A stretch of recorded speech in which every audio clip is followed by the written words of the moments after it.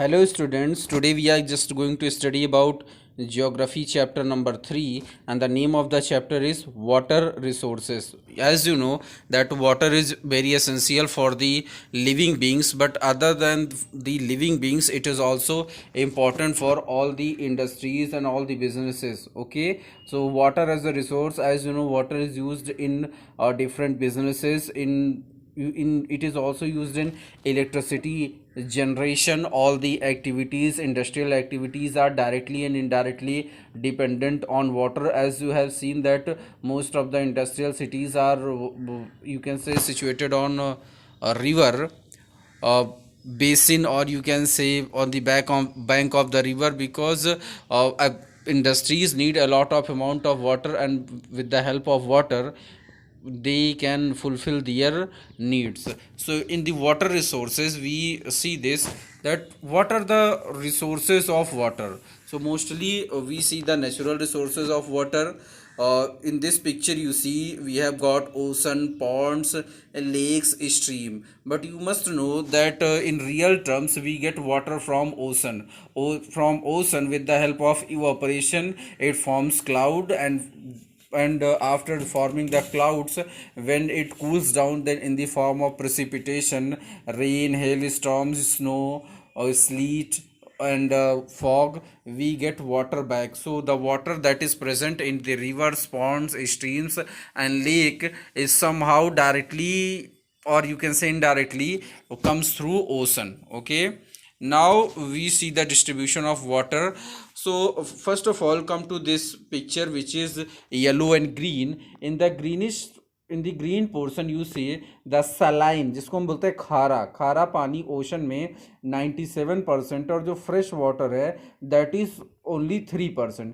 Out of this 3%, जो 3% पानी है उसका 68.7 आइस कैप्स एंड ग्लेशियर के रूप में है, कि जो ग्लेशियर्स हैं, आपको पता होगा हिमालयाज में जैसे बहुत सारा जो वाटर है फ्रोजन फॉर्म में है, अंटार्कटिका में, ग्रीनलैंड में, आर्कटिक में, कनाडा में, और बहुत से पूरे साइबेरिया में बहुत सारा वाटर जो है ग्लेशियर या आइस कैप की फॉर्म में, that is 68.7%, and ground water is in the form of 30.1. And there is surface water in the last one, this blue yellow color one. If you see this, lakes have 87% of fresh water, swamps have 11% fresh water. Out of this surface water, this division is out of surface water, and rivers have 2% water. So as you see that we have very less amount of fresh water that is available for our uses. Now you know this water cycle. In water cycle what happens, as I have already told you in this picture, that from ocean से evaporation होता है. evaporation से जो evaporate होकर जो water vapour होती है वो स्लोली मीन्स स्काइज में जाती है. फिर जैसे जैसे प्रीवियस क्लासेस मैंने आपको बताया, जैसे जैसे हाइट पे जाती हैं वैसे वैसे जो इसका टेम्परेचर होता है वो धीरे धीरे कम होता है, और स्लोली टेम्परेचर कम होने की वजह से धीरे हाइट पे जाने पे ये फिर से कूल डाउन होके वाटर ड्रॉपलेट्स बनाते हैं. और ये वाटर ड्रॉपलेट्स फिर से क्या होते हैं, in the form of precipitation that you see in the form of rain, sleet, fog, snow, they return back the water to the land. और ये जो पानी में बारिश होती है ये नदियों के द्वारा, लेक्स के द्वारा, और भी अलग अलग स्ट्रीम फ्लो, डिफरेंट तरीके से ये पानी फिर से हमें मिलता है, और बहुत सारा पानी फिर से ओशन में पहुंच जाता है. After this various parts of India, इस पिक्चर में क्या है कि क्या एक्सप्लेन करना है, that in the green portion we have got occasional water problem. Occasional में होता है बहुत कम पानी की कमी इन एरियाज में होती, कभी कभी थोड़ा बहुत. In the blue region water stress, यहाँ पे पानी की कमी होती है, बहुत ज़्यादा नहीं, थोड़ी बहुत. ठीक है. Then you have got orange area, that is water scarcity. यहाँ पे पानी की ज़्यादा कमी होती है. जो रेडिश पोर्शन है बेसिकली जो तमिलनाडु और आंध्र प्रदेश के इलाका है, यहाँ पे एब्सोल्यूट स्केर्सिटी है. यहाँ पे पानी बहुत ज़्यादा यहाँ पे कमी होती है. तमिलनाडु वगैरह में आपको पता है बहुत पानी की कमी है. नाउ वी कम्स टू से importance of water. Most of the water found is, आपको पता है ये सारे पॉइंट की 97% वाटर हम लोग के कंजम्पशन के लिए नहीं है, सिर्फ 3% फ्रेश है. जो 3% वाटर हमें मिलता भी है, वो भी आप देखते होंगे 2 से 3 महीने में जो रेनफॉल होता है उसी से मिलता है। साल भर रेंस नहीं होती तो हमें साल भर पानी नहीं मिलता, ठीक है। और आफ्टर दिस ड्रिंकिंग वाटर क्यों इंपॉर्टेंट है? Water is most important substance in our daily life. आपको पता है without water there is no life. Safe drinking water is very important humans, क्योंकि जितने भी मेटाबॉलिज्म की एक्टिविटीज़ होती हैं, मीन्स जैसे हम ब्रीदिंग करते हैं, blood circulation, heart beating, okay, and all the things that we do metabolism के लिए बहुत ज़रूरी है, okay. Now which the we see in this particular slide problems of availability of water. क्या क्या प्रॉब्लम्स होती हैं हमें पानी मिलने में? First one is uneven distribution. Uneven means unequal distribution. The vast areas like deserts and semi-deserts receive almost nil or very less rainfall. वहाँ पे बारिश बहुत कम होती है, जबकि बहुत सारी ऐसे प्लेसेस होते हैं जहाँ पे बारिश बहुत ज़्यादा होती है। तो वर्ल्ड ओवर जो पानी का जो डिस्ट्रीब्यूशन है वो काफ़ी अनइवन है, सब जगह बराबर बारिश नहीं होती। क्लाइमेटिक चेंजेस होते हैं कि जैसे जैसे अर्थ का, अभी क्या आपको पता है कि जो अर्थ का टेम्परेचर है वो धीरे धीरे बढ़ रहा है, इसकी वजह से इवापोरेशन बढ़ रहा है, और जितना भी बारिश के जितने भी पैटर्न्स हैं, those patterns are changing as you see nowadays that very in a very little time a lot of rainfall occurs and most of the time it is very much dry. Changing consumption pattern की uses का pattern क्या है? The Indian urban dwellers में निवासी जिनको बोलते हैं dwellers use, वो 150 लीटर पानी उनको चाहिए पर डे का। वो कार्स वगैरह भी धुलते हैं और भी अलग अलग तरह के उनके यूसेज हैं, उनका एक फ़िक्स पानी की अवेलेबिलिटी हो जाती है। बट गाँव में कोई भी फिक्स पानी की अवेलेबिलिटी नहीं होती।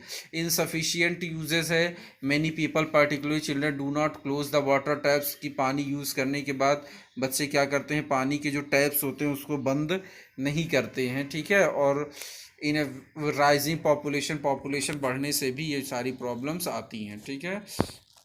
Now we come to this some problem sources of ground water pollution, कि जो ग्राउंड वाटर होता है वो कैसे पॉल्यूट होता है। इस पिक्चर में आप देख सकते हैं कि कैसे oil and gas spill leak से जो ऑयल, उससे जो एसिड रेन होती है, कार्बन मोनोऑक्साइड है, agriculture industries, and then you have urban runoff, toxic waste, landfill, जो कूड़ा कचरा एक जगह ले जाके फेंकते हैं। इन सब की वजह से क्या होता है कि हमारा जो ग्राउंड वाटर है वो बहुत ही हैवी क्वांटिटी में पॉल्यूट हो जाता है। उसमें जितनी भी इम्प्योरिटीज़ होती हैं वो इतनी ज़्यादा डेंजरस होती हैं कि आप चाहे जितना उसको क्लीन कीजिए, वो it is literally impossible to clean it fully.